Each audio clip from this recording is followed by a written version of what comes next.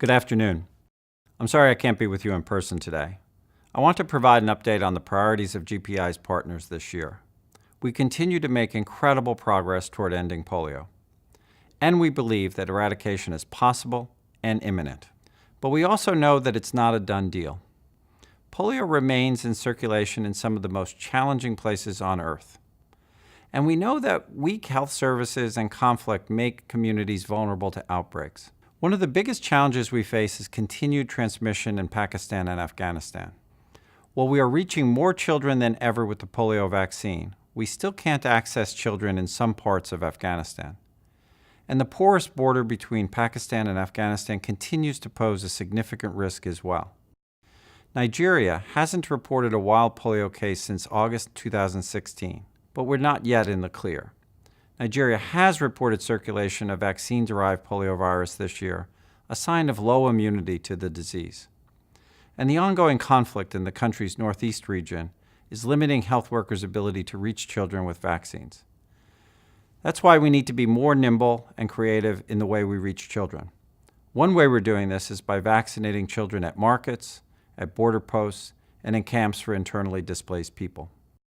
We can't lose sight of the goal, stopping the transmission of both wild and vaccine-derived poliovirus. But we know that we need to start planning now for a post-polio world. This includes ensuring that the world remains polio-free after eradication is certified. And it requires a seamless transition of the polio program's knowledge, human resources, and infrastructure so that these tremendous assets can be deployed to fight other diseases. We're making progress on this front as well. At the World Health Assembly in May, member states approved the World Health Organization's Strategic Action Plan on Polio Transition, and GPI has worked with global and regional stakeholders to finalize the post-certification strategy.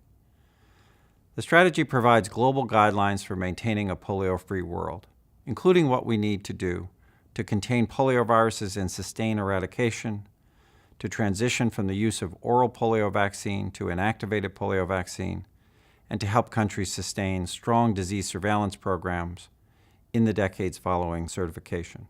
As we prepare for the opportunities and the challenges of the future, I want to pause and recognize those who have brought us to the brink of ending polio for good.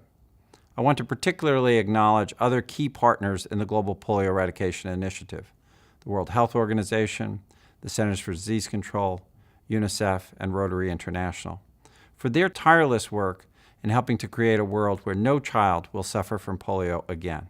I also want to highlight the critical role that the United States has played in the fight against polio.